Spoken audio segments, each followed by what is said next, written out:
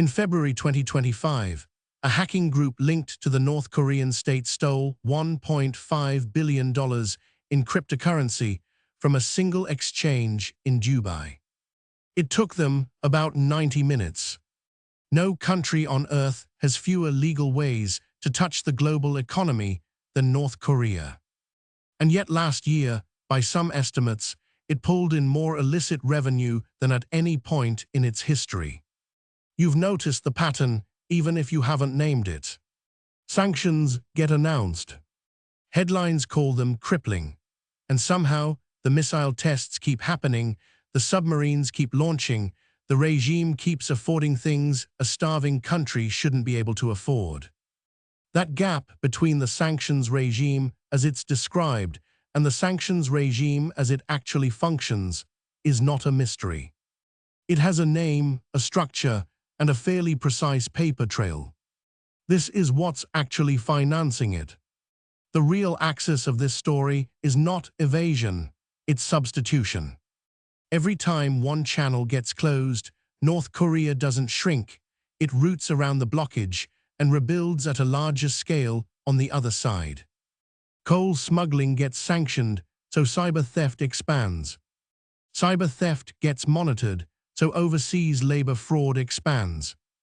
The UN's own monitoring body gets vetoed out of existence, and a new revenue stream emerges within months. This is not a regime barely surviving sanctions. This is a regime that has, over 2 decades, built an entire parallel economy designed specifically to survive them.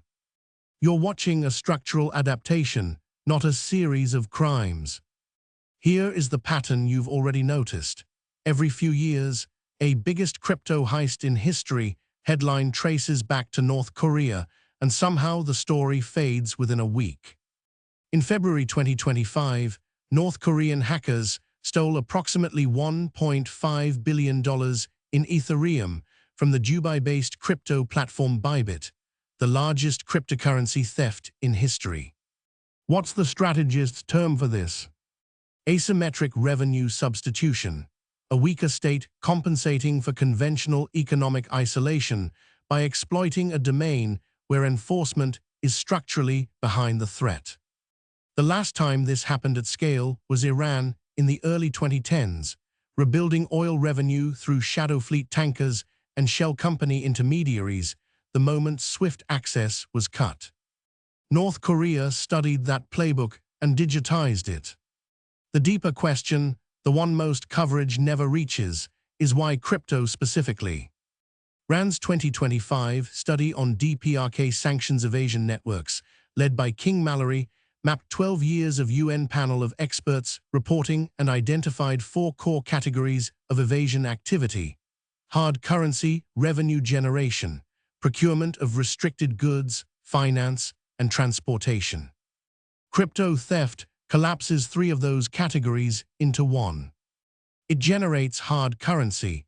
It requires no physical transportation network vulnerable to interdiction, and it launders through the same decentralized rails it steals through.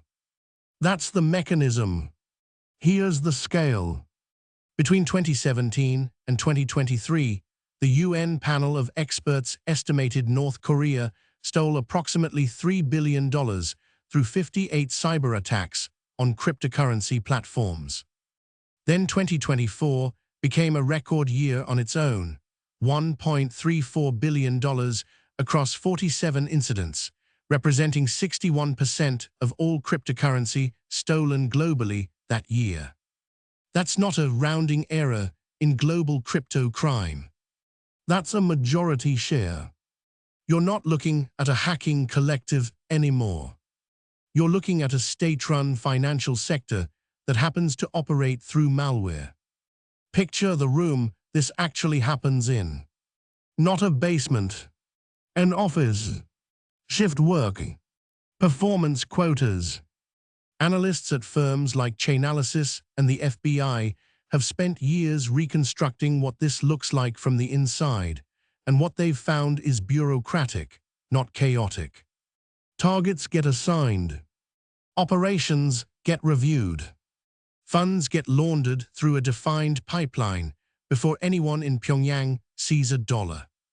The unit most consistently linked to this activity is the Lazarus Group, which Western intelligence services and outside researchers have tied to North Korea's Reconnaissance General Bureau, the same military intelligence body responsible for traditional espionage and sabotage operations. The FBI attributed the Bybit theft to North Korean actors operating under the code name Trader Traitor, with Lazarus Group specifically linked to the attack after exploiting a vulnerability in third-party wallet software during a routine fund transfer. This wasn't a brute force break-in. It was a supply chain exploit, patient, engineered, and built on months of reconnaissance most companies never detect until the money is already gone. Here is what that pattern actually produced: a complete restructuring of how North Korea funds itself and a monitoring vacuum that made the restructuring easier. Before any of this digitized, North Korea's primary evasion channel was the oldest kind: physical resources moved across water under false papers. That channel never closed. It scaled alongside the newer ones. UN panel of experts reporting found that coal exports, banned outright under Security Council resolutions since 2017, have directly funded North Korea's munitions industry department, the organ tasked with developing the country's nuclear and ballistic missile programs. This is the detail that should reframe how you think about primitive sanctions evasion. It isn't a holdover from a less sophisticated era. It's load-bearing infrastructure for the weapons program specifically, running in parallel with the crypto theft, not in place of it. The tradecraft here is maritime, not technical. Vessels switch off their transponders before entering North Korean waters. Cargo gets transferred ship to ship in international waters, far enough from any single nation's enforcement zone that no one party has clear jurisdiction. Documentation gets falsified to show a different country of origin by the time the coal reaches its actual buyer. None of this requires a hacker. It requires a flag registry willing to look away and a buyer willing to not ask questions, and North Korea has spent years cultivating both. Here is what that pattern actually produced: a measurable collapse in enforcement even as evasion volume grew. Despite a documented increase in sanctions evasion activity, UN-level designations of vessels and entities involved in evasion dropped from 60 in 2017 and 53 in 2018 down to 0 in both 2019 and 2020. Unilateral U.S. designations fell just as sharply: only one vessel designated in 2019, 4 in 2020, compared with more than 50 shipping entities designated in 2018 alone. Marcus Garlauskas, a non-resident senior fellow at the Atlantic Council, has argued the missing piece isn't more sanctions on paper. It's a framework for actually measuring which sanctions are working, so enforcement resources go toward the targets that matter rather than the targets that are easiest to name. That's the structural clarification worth holding on to. Evasion didn't outpace enforcement because enforcement tried and failed. It outpaced enforcement because, for a 2-year stretch covering exactly the period evasion accelerated, enforcement nearly stopped trying at all. But the more consequential piece is this: the maritime channel and the digital channel aren't separate problems requiring separate solutions.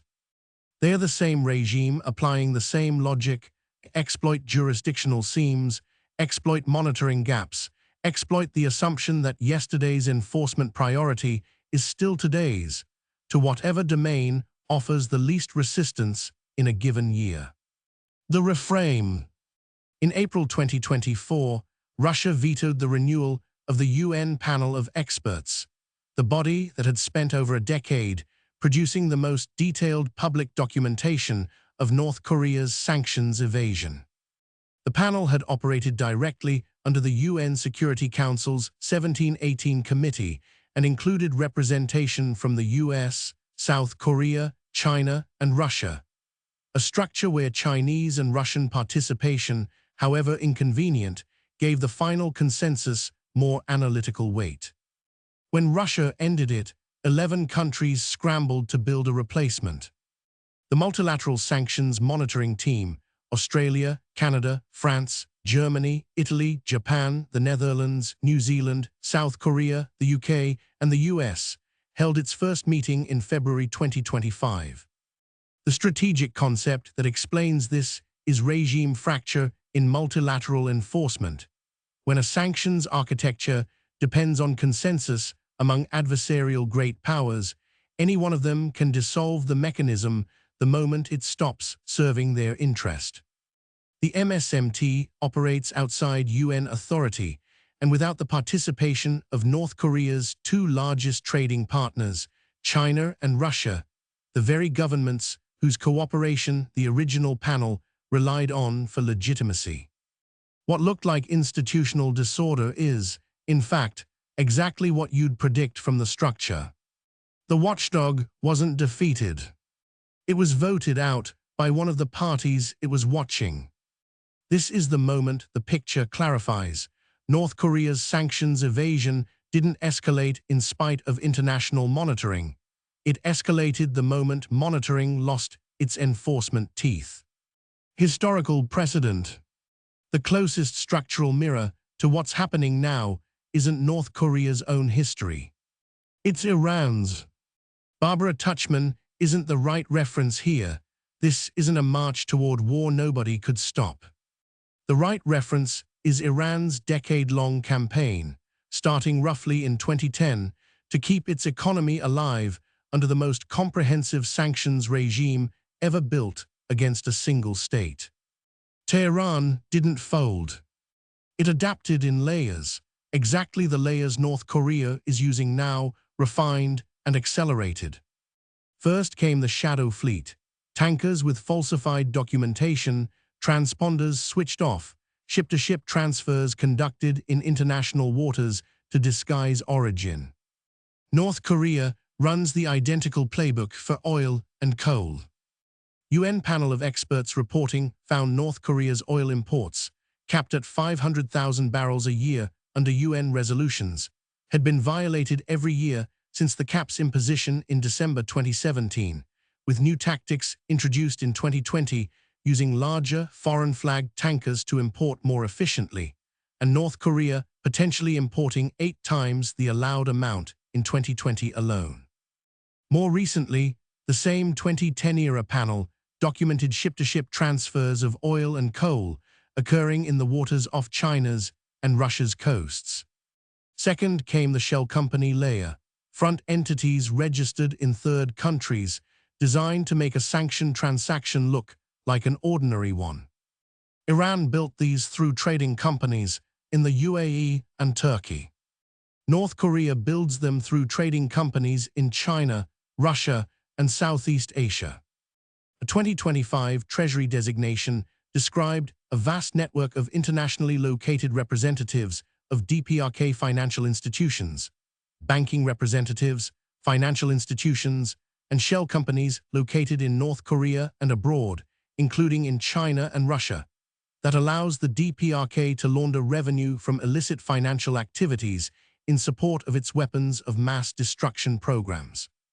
Third, and this is the part most coverage misses entirely, when sanctions choke off your physical economy, you don't just hide what you already have. You build an entirely new export sector that doesn't require ports, ships, or borders at all. For Iran, that meant doubling down on regional proxy financing through informal hawala networks. For North Korea, it meant something genuinely novel, exporting labor that never leaves the country's digital reach. You're watching the same evolutionary pressure produce 2 different adaptations, because the 2 regimes had 2 different comparative advantages. Iran had oil and regional militias. North Korea has a state education system built, since the 1990s, around producing technically skilled cyber operators with nowhere else to apply that skill. Analytical mode. This is the part of the operation built to look the most ordinary, and that's precisely the design. North Korean intelligence services, including the Reconnaissance General Bureau, recruit graduates from institutions like Kim Keik University of Technology and the University of Sciences in Pyeongchang, training them in hacking techniques and foreign languages before deploying them abroad as supposed freelance IT workers. They build fabricated LinkedIn profiles. They apply for legitimate remote software jobs at American and European companies. They get hired, and then they show up to work, sort of. The mechanism depends on laptop farms. Once hired, the operative has the company's laptop shipped to an address controlled by a facilitator inside the target country, who keeps dozens of devices running simultaneously and accessible by remote desktop from overseas. The company believes it has hired a developer in Ohio. The work is actually being done from a facility near the Chinese border, sometimes by a worker holding down 2 or 3 jobs at once. Immersive mode. You're an HR manager. You've done a video interview. The candidate's English was fluent, their portfolio checked out, their references answered the phone. There was nothing to catch, because nothing about the interface was fake. Only the geography was. In one prosecuted case, an Arizona woman named Christina Chapman ran a laptop farm out of her home, helping North Korean IT workers obtain positions at 309 U.S. companies, including Fortune 500 firms, and generating more than $17 million in illicit revenue before her 2025 sentencing. In June 2025, the FBI executed coordinated searches of laptop farms across 16 states, seizing dozens of fraudulent financial accounts and websites used to launder the proceeds. Here's what makes this different from a normal fraud case, and why investigators describe it as harder to kill than it should be. The identities used to build these fraudulent profiles keep circulating through the pipeline long after the facilitator who first stole them has been arrested or walked away, meaning shutting down one node doesn't retire the identity, it just routes the same stolen credentials to the next operator. The scale of this single channel is no longer marginal. UN monitoring found the IT worker scheme has now reached 40 countries, reliably generating $250 million to $600 million annually in fraudulent salaries. Part of a broader $2.8 billion, the UN's multilateral sanctions monitoring committee attributes to North Korean malfeasance over the past 2 years. That figure sits alongside, not beneath, the headline-grabbing crypto heists. This is the quieter half of the same machine. Here is what that pattern actually produced, the reframe that matters most.